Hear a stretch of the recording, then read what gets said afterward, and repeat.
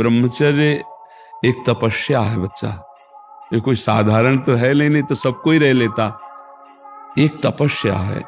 सात्विक भोजन, कब्ज ना रहना, प्राणायाम, व्यायाम, और ये पक्का समझना कि मुझे किसी भी स्थिति में ब्रह्मचर्य भंग नहीं करना।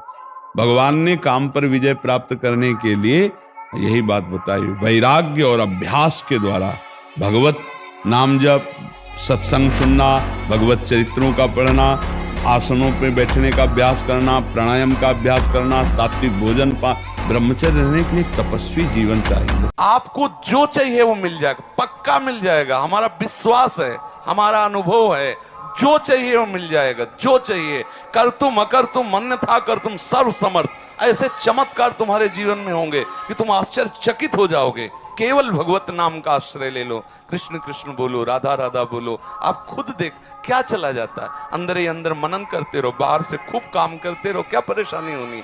और अगर विजय ना हो जाए तो मैं बता, धन सच्ची कहते हैं तुम ऊब जाओगे कि भगवान बंद कर दो धन देना। सच्ची कह रहे हैं। अगर देवी को देवी मान के सिद्ध करना चाहे तो बड़े बड़ों के होश उड़ा देगी। अंबा है।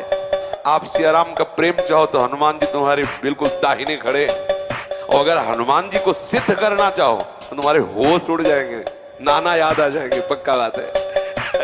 देवी को वात्सल्य भाव से पुकारा जाए क्योंकि जगदम्बा है ना। निश्चित हमने ऐसे एक नहीं सैकड़ों बार ऐसे देखा है कि माँ बिल्कुल साक्षात विराजमान है और एकदम बिगड़ी बात को एक मिनट में संभाल दी। सच्ची मानना, सच्ची मानना।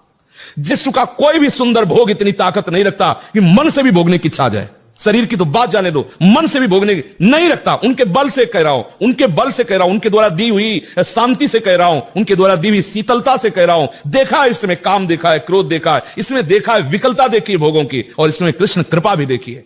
इस हृदय में, इसी हृदय में, इसी जन्म में देखा है। इसीलिए कहता हूं बिल्कुल निश्चिंत रहना।